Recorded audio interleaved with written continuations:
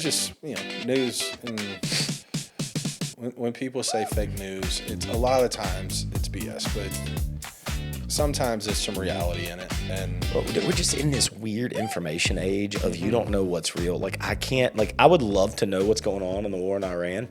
I would love to know. Except for I don't know who's lying to me or not. And so I'm tired of being lied to, so I just tune it all off. It's all off. I don't know who's winning. I don't know what's going on. People are blowing each other up. I have no idea. In the grand scheme of propaganda, what AI has done to create videos and things where you don't necessarily know if it's real or not, you could still kind of tell, but it's very, very close to where you really can't tell. Well, you just don't know. Think about what we have as civilians, DJ. All right, so right now I have an AI clone. Last night, Jordan sent me a proof of a house I've never been to in my entire life, of me doing a video walkthrough of this house by cloning me and my voice.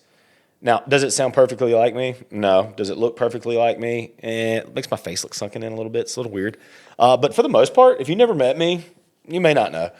And that's what we as civilians have available to us for $120 a month. What do you think the U.S. government and the Iranian government and the Israeli government have available to them? China, Russia. Like, what do you think is available to them? We will, unless you are there, we may never know. Well, it's also the war in Russia, and it's all of this stuff that's going on around the world. And I can understand being in the information age that we are in. We have received I used to work in the newspaper world back. That's what I went to school for. You used to have a newspaper in the morning, newspaper in the afternoon. And that was the extent of your news. And then TV came around, and then the afternoon newspaper kind of went to the wayside. But you still had the morning news, and you had radio. Radio's always been there, but when TV came on, you had broadcast television news and stuff like that. Now we have social media, and I've seen it multiple times where you have people like, no, I'm part of the media, respect me. No, just because you have a Facebook page does not make you part of the media. Yeah. Just because, like you said, you're doing ChatGPT research. Look, you can. I think everybody should get as informed as they possibly can. But at the end of the day, media should be like judges. It should be non-biased. It should just be direct information to the public. And the problem with a lot of it is the information comes with an opinion. And that's where the it's all rooted in bullshit because, look. Well, DJ, that's in every area of news as far as I can tell. So I have been invited to speak on the news, I don't know, somewhere more than 5, less than 10 times. And every single time, so we had these interviews, and I give the most honest answer I possibly can. And then I go watch the clip a few days later. They'll post it on their Facebook page, and I'll go watch it. I'm like, that's not at all what I said.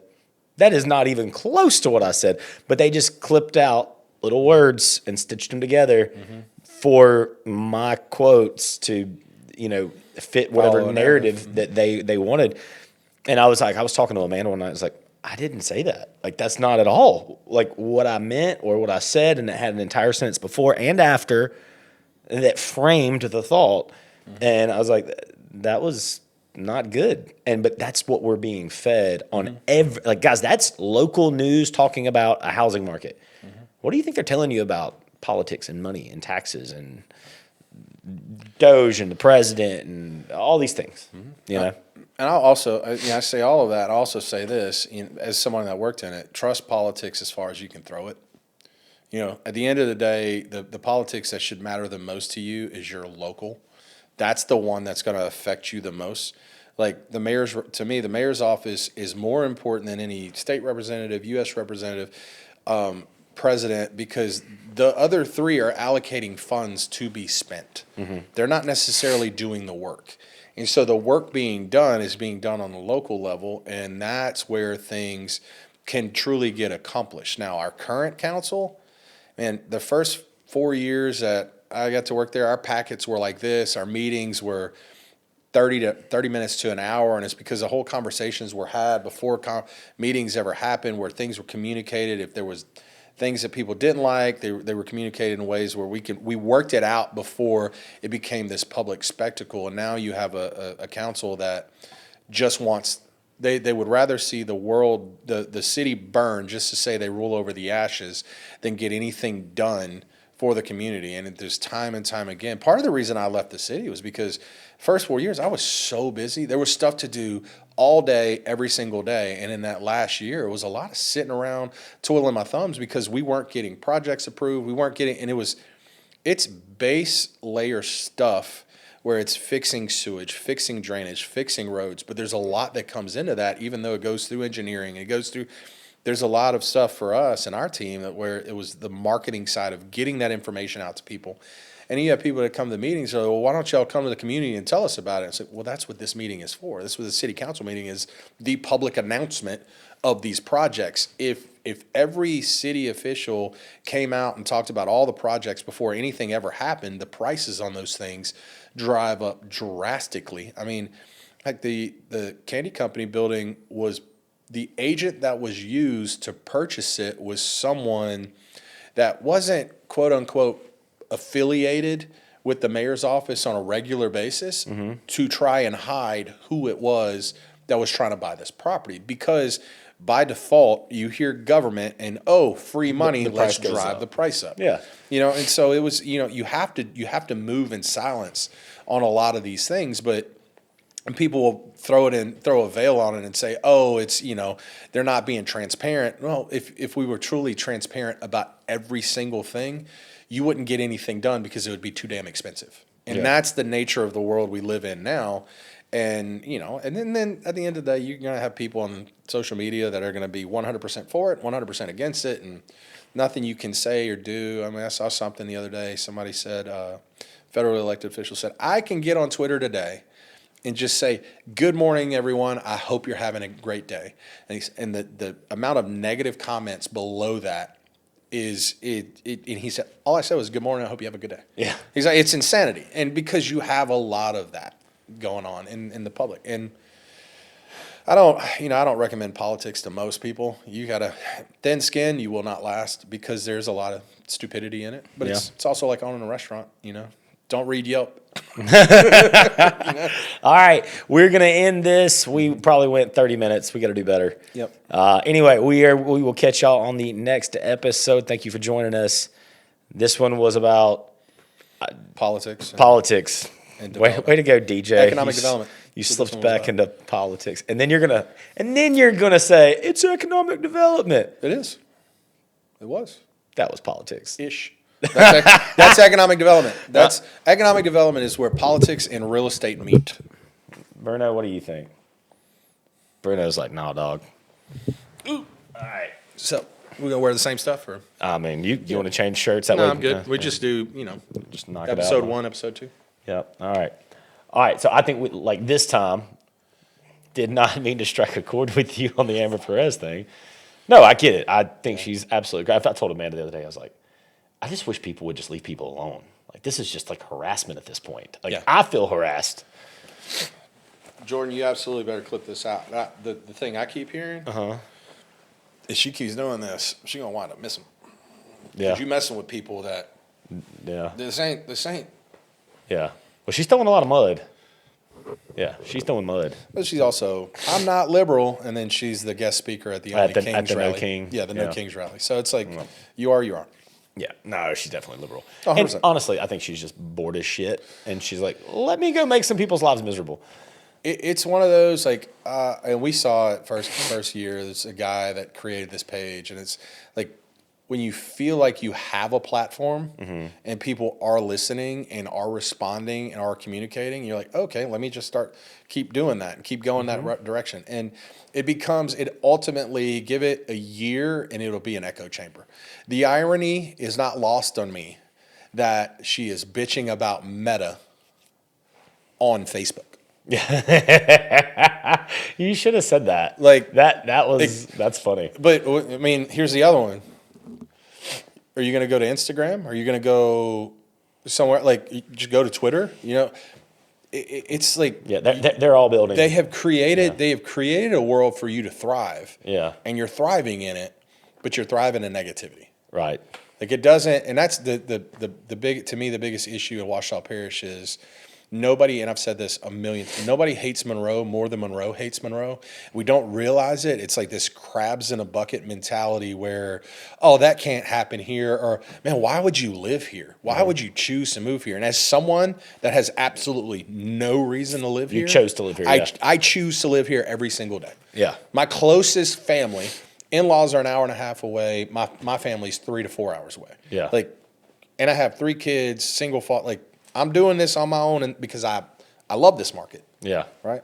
And so when you see things like that, this shit fires me up. And that's why it fires me up. Because it's like, I can understand being anti data center and stuff like that because of what's happened in other markets, but also treating people in your community, in your state, like they're completely ignorant to all of it and haven't learned a single thing. Is that in itself is ridiculous. Yeah.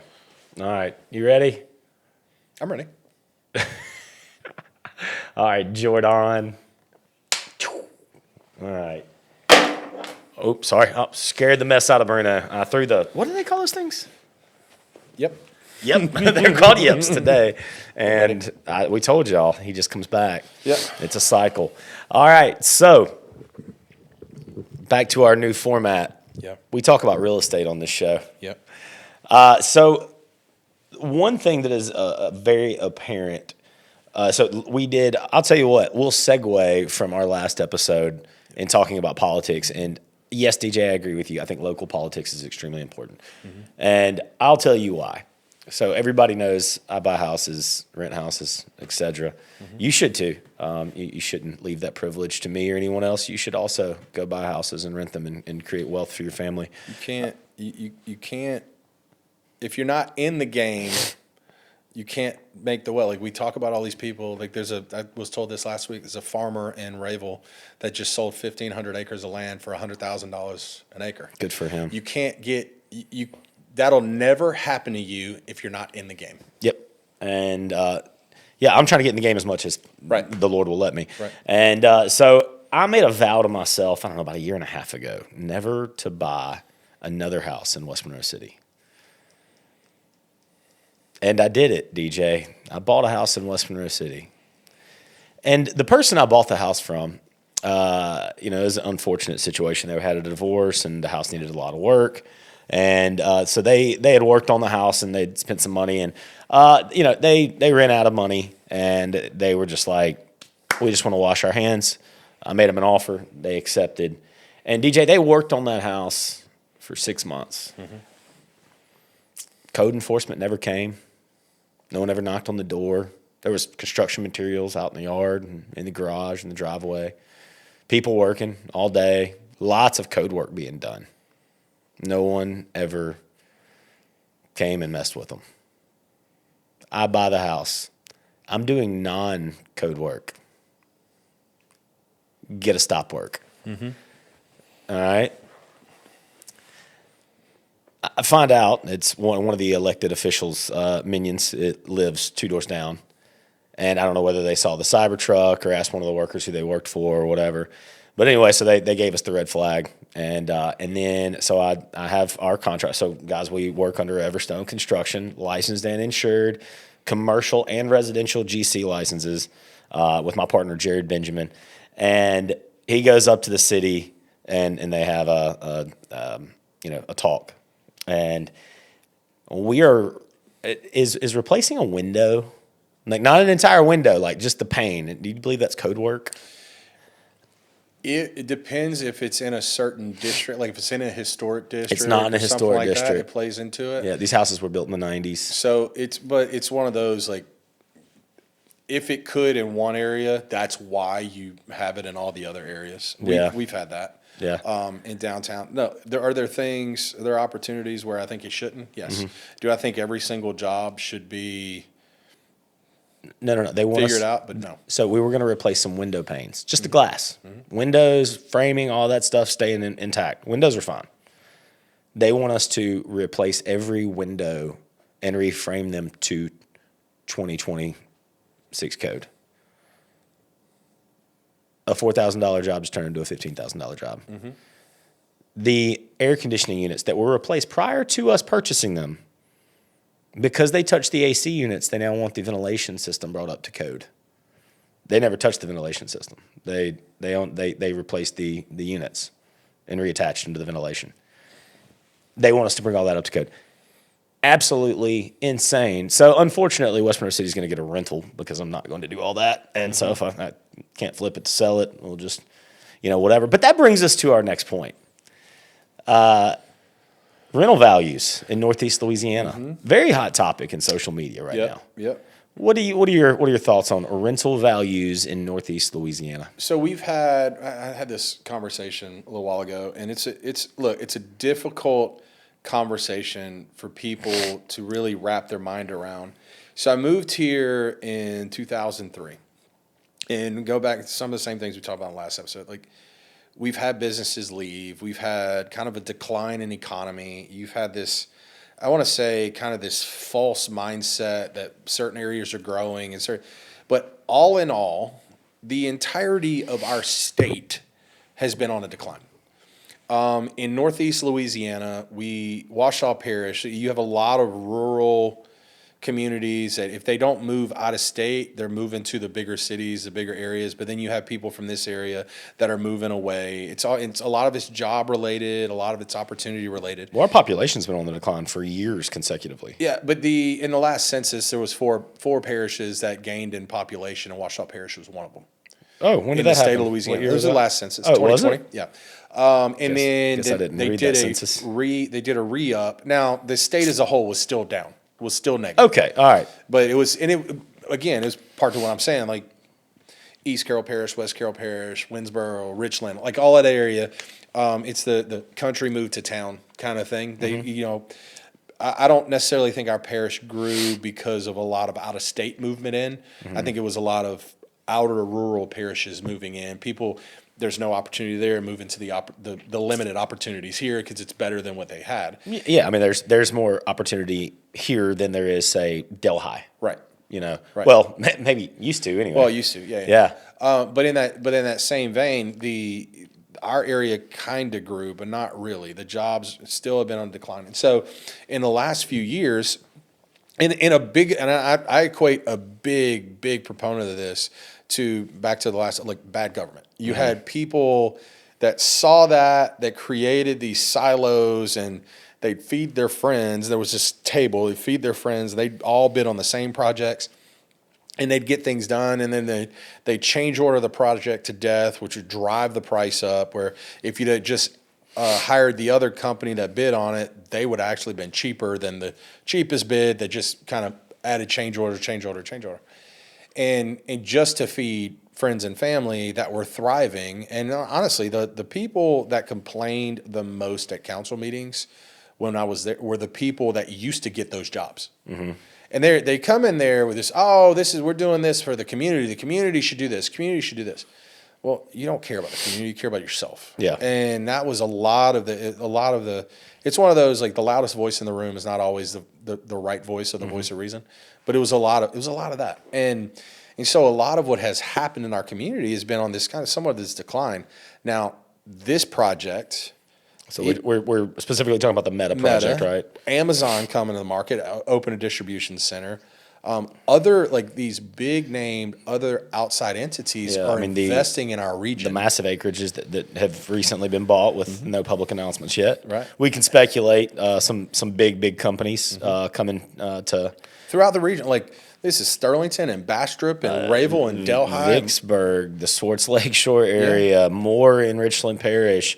It's kind of speckling all over us. Yes. But so inside of that, let's focus in on what it has done to rental values over the last 12 to 18 months and where we think this is going in the future and for probably the longevity of these projects. Well, I think you've had a little bit of a course correct.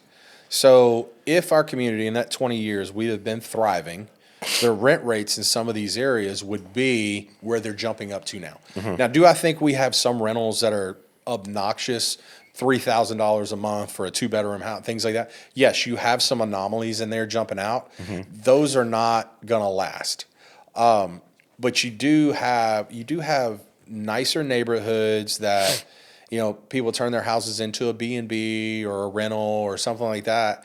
And because of what they're selling, they're not just selling a house. They're selling school zones. They're selling access to grocery stores, restaurants, entertainment, healthcare. Let's be real.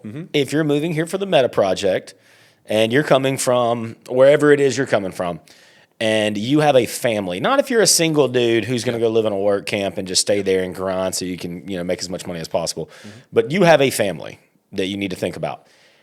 You don't want your wife or your kid getting sick in Richland Parish.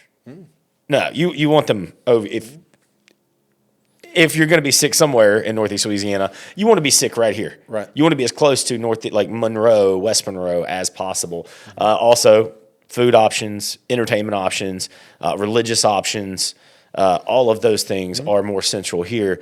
And so what we're seeing is that instead of people choosing to go live in the RV parks and the trailer parks and all that housing that was built for them, the man camps, you're seeing a lot of people opt to choose to stay in Swartz Lakeshore, West Monroe, North Monroe, places that are right off the major highways or interstate for quick commute access, 30 to 45 minutes, has pretty much been kind of the target drive that I've seen, under an hour, really. Yep. And rental rates did go up. I will admit, you can hate on me if you want to. I'm a capitalist and I work 100 hours a week sometimes. So yes, when an opportunity to capitalize came across my plate, I ate it. Our rents went up. And it's in certain areas. It's not in every area. It's all the areas I own houses in. Right. Well, that's what I'm saying. Like there's that's accidental luck. There's some houses I have that the rent rates are not going to go up in those areas. So they're going to stay at $600 to $700 a month. You know, that's not where these workers are wanting to right. stay. And it's what that's going to do essentially is the people. What was it? Man, my back of house people can't afford to live where they're living now. It's like, well, maybe. I'm guessing we had the same conversation with the same restaurateur. Yeah. But it's like I said, it's the course correct that is going on with some of the areas that had a sellable product, but we didn't have the economy to sell it in. Yeah. Now we have the economy to sell it in. And so other areas, like to me, what I hope it does is that some neighborhoods that we were letting decline year over year over year, now you're going to see investors look at those and say, hey, that's where I can make the most money. Let's go put some love into neighborhoods that we haven't really thought about investing in. And so what if they match that locational criteria? Yep. And the neighborhood is comfortable for the workers to live in, then there is absolutely opportunity and money to be made. And I would argue that that's really, really good for the economy because you're going to restore some property values and opportunity values for other people who are in the area who still care about that community. And honestly, it can rescue you as well. So in my situation with what I shared earlier with the city, like if I didn't have the option to rent, the city, my profit margin on that was super slim. That's a primo house, and it was a primo opportunity. You know about what the house is going to sell for. You know it's only going to sit on the market for a second. Without the rental option and without that market that came in, I would be basically doing that project for free and taking a ton of risk, or maybe even losing a little bit of money. But now, because this project is available, I'm going to get to take a house. That house has been a piece of trash in that neighborhood. It's a nice neighborhood. It's been a piece of trash in that neighborhood for literally the entire time I've had my real estate license. I remember it being listed 10 years ago. Same homeowner. And the house was absolutely trashed by renters because they managed from 3 states away. They weren't professionals at it. Yeah. House was trashed. We're restoring that, and I'm still going to make that house really nice. I'm just not going to change out windows. I'm going to put up blinds and go, it's a rental, don't care. And then we're going to restore that house in that neighborhood, which should in turn make the value of the neighborhood, that the neighborhood is going to look better. Right. So this neighborhood's values are being restored back to it. Now that's, one small example, but I believe, I agree with you. I think that our rental values were depressed, and now it's gained a lot of ground. I know just in the short time, the last 12 to 18 months, my non-furnished rentals have gone up anywhere from $200 to $400 a month. life-changing for my portfolio and my retirement, and I'm very appreciative of the opportunity. I remember you got me invited to a mayor's roundtable in the office, and I was sitting next to, I believe that was Nash Patel. Yeah, the Patels are big hotelers here in Northeast Louisiana. They own, And all around the country. yeah. The Patels own hotels. Yeah, that's right. And I mean, this guy's mega loaded. Well, I don't know the guy very well, but okay, you're like, okay, he is, yeah. And he was super excited, and he was super nice to me. So me and him exited the meeting at the same time. We get on the elevator together. He goes, "Well, young man," because probably knows who I am, but doesn't know me. And he said, "Young man," he goes, "How do you feel?" I said, I'm pretty excited. I was like, this is kind of the first opportunity I feel like I'm going to have in my lifetime to really make some decisions over the next 8 to 10 years on how I move and react to this market change, where I can make Dallas money in Monroe and really do what my purpose in being a realtor and being a business owner was, and that was to change. I don't want to call it a generational curse, because my family has never been just like poor and awful or anything like that, but I believe that there's a lot of good people in my family, and I don't think that they've done well financially. And I can tell you that doing well financially is not like this flex, but it does bring opportunity. You know, the opportunity to go take your kid to Disney, the opportunity to I'm big on experiences. I really don't care about things, but I love experiences like eating certain foods and whiskeys and stuff like that. And getting to experience life in a different way is huge. And that's what this has brought to the area. Now, let's talk about the rentals that people really, really get upset about. When you go to a garage sale and you go pick up $3,000 worth of old furniture, drop it into a house and call it a furnished rental. And then you triple the rent. And that's what I believe, like a lot of the hate's going on. Now, look, if you're an investor, guys, I just told you how to make a lot of money, because that game plan is alive and well right now. Like, it's booming. In fact, I'll snitch on myself. I have a partner on a project that we bought. I'm not going to tell you where. And we bought 16 units together. The average rents were $850. We immediately brought them up to like $1,250 a month.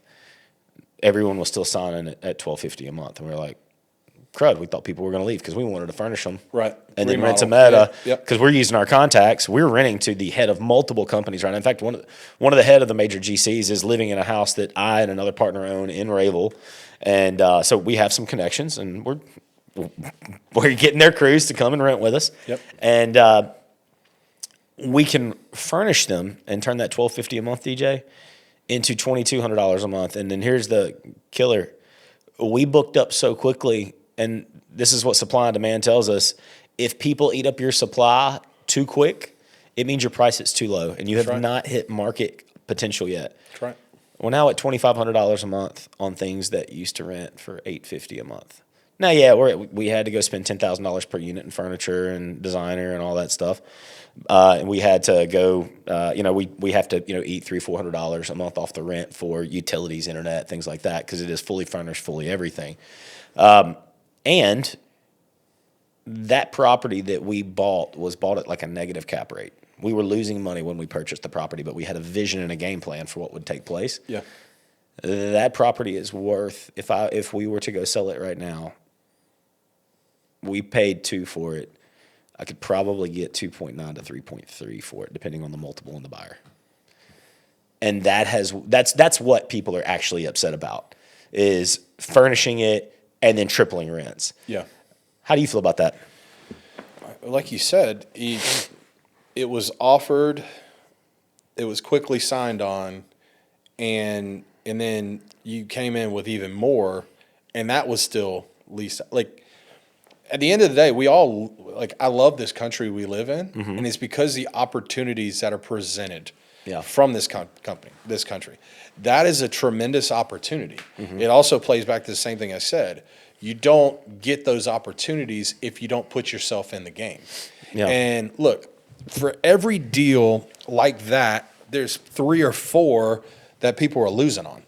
Right? So, we could have lost our butts. Absolutely. And it's just, at the end of the day, you're taking a risk, and it's it's the conversation between, different political views on all this, and well, if you do this and you should do this, and well, at the end of the day, as the owner of the company, I think a lot of people get mad. Oh, I can't believe the CEOs or the owners are making that kind of money. Well, they're the ones whose name is on the bottom line that took the risk, and you very well could have done that, right? And by the way, I take partners. So if you bring a deal to the table, I am absolutely happy to partner with you on long-term holds, flips, whatever. And we love portfolios. Oh yeah. That's another thing. That is the next episode. Yeah. That we've discovered the next episode. But so don't go there because we have something really cool to release to you guys. And by the way, open door invite. You need to have an interest in real estate, and you need to have a means, or at least a creative means. Partnering with me is a creative means, by the way, means, and to purchase real estate.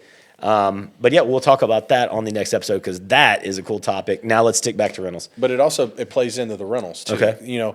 We have what we realize or recognize is, and this is taking place in leadership and business ownership, like a lot across the board on a lot of things. You have that transition of the boomer generation from ownership and leadership, where our Gen X millennial generation, it's our time to take lead.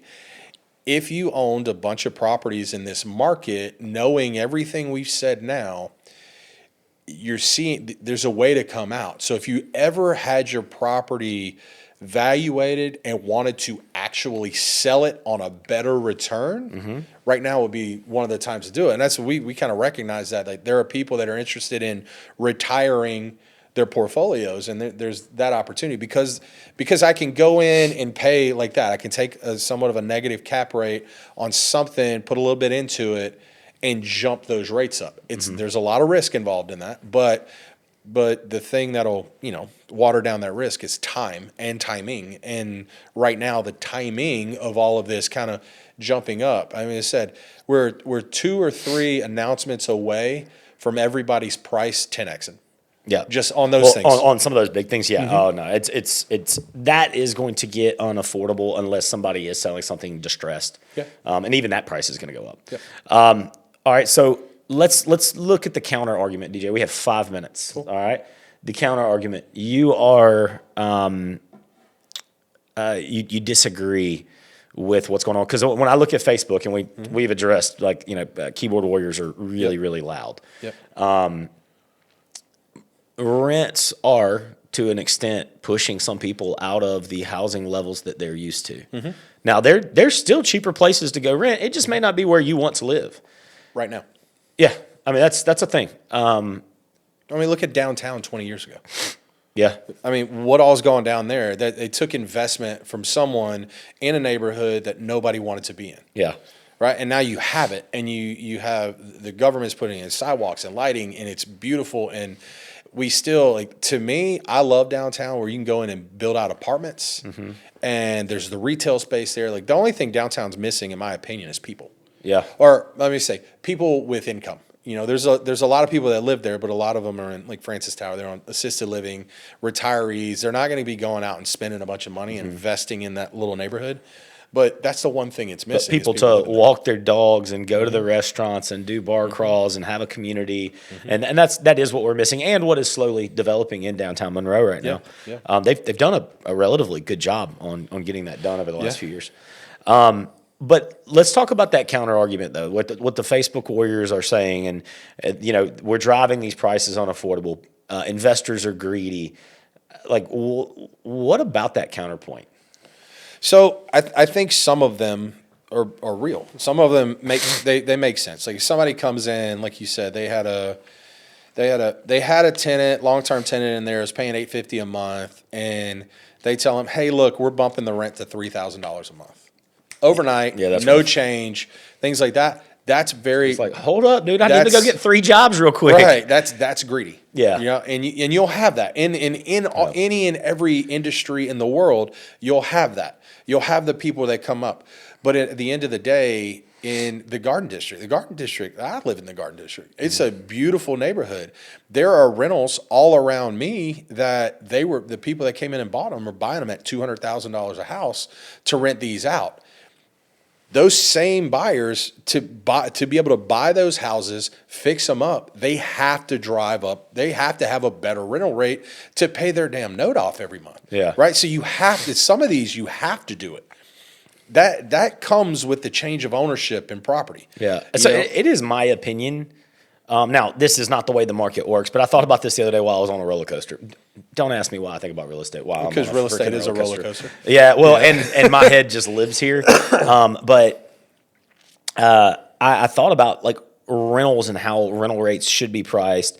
And if you think about, okay, if a house is worth $3,000 or $300,000, and you put down a 15% down payment on a 20-year commercial loan, and the note is $2,300 after taxes or principal, interest, taxes, and insurance. All right, that's not the right number, but whatever. Let's just say it is. That rent should be $2,500 to $3,000. Right? The homeowner still has to take care of property management. Property management is not free. I don't care if you do it yourself or not. You're either working it yourself, which costs time, and time is valuable. It's arguably the most valuable thing you own. And then you've got repairs. Repairs are going to happen. That roof has a half-life. The HVAC has a half-life. That water heater is going to go out. Something in the window seals are going to bust. Things are going to happen. Maintenance must take place. So if there is no profit, there will be no investor. Well, take a look, guys. If you're a renter and that's what you've chosen, and look, some people choose to be renters. Yep. If your landlord does not make a profit off of you, it is not worth it being a rental. If there are no rentals, where do you live? If you have not taken care of your credit, if you are not claiming money on taxes so that you can purchase a home, if you're not being gainfully employed, you can't buy a house, right? It has to be a profitable industry in order for it to continue.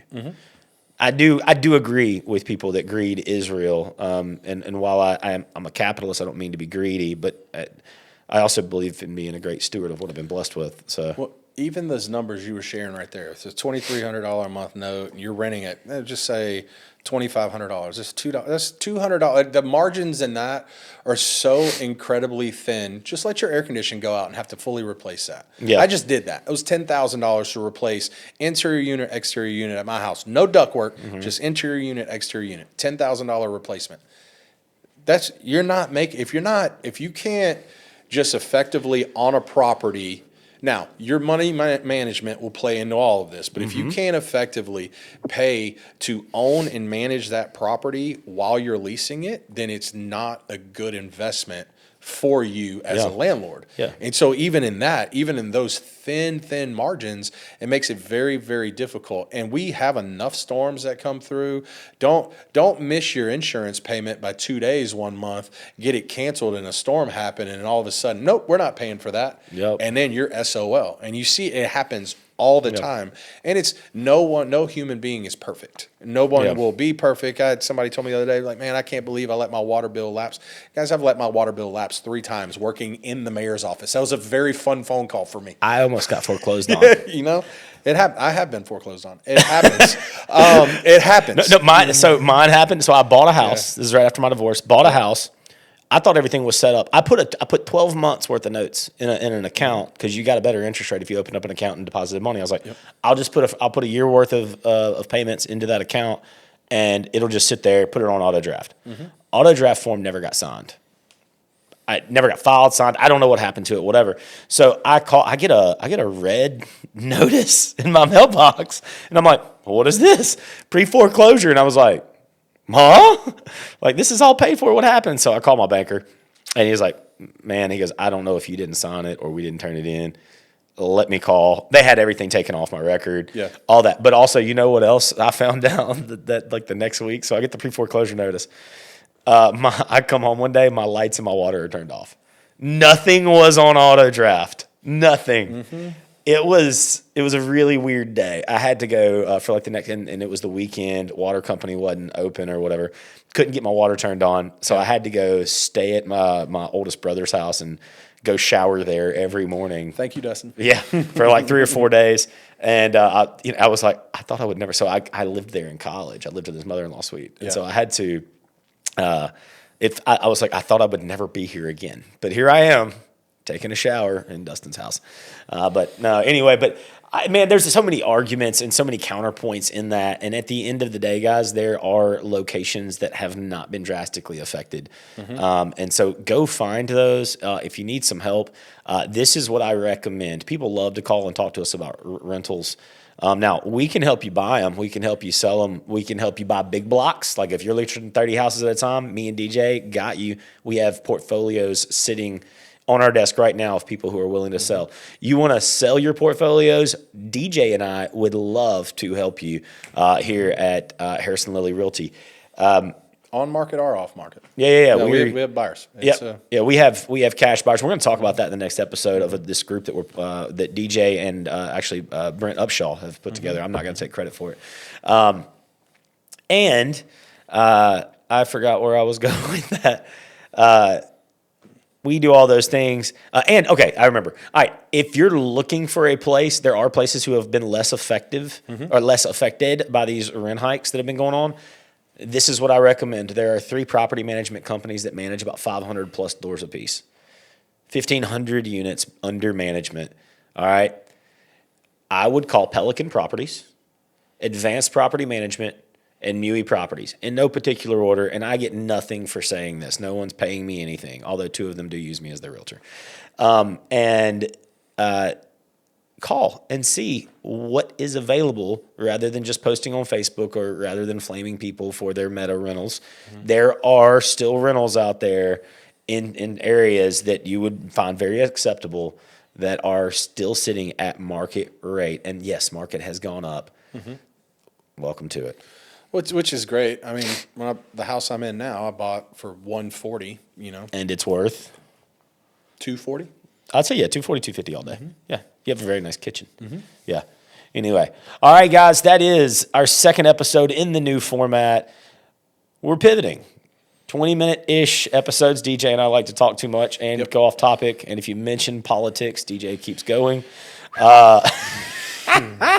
And our goal is to talk more about real estate and how it benefits your life, whether it's buying, selling, commercial, residential, or maybe just a day in the life of being a realtor here inside this amazing company built by amazing people. Not talking about myself. I'm definitely talking about the staff. Yeah. It's been one of the most welcoming new jobs I've ever had. What can I say except you're welcome?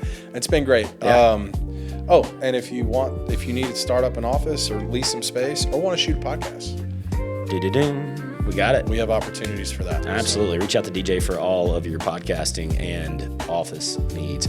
All right. We love you guys. We'll see you on the next episode. Holla.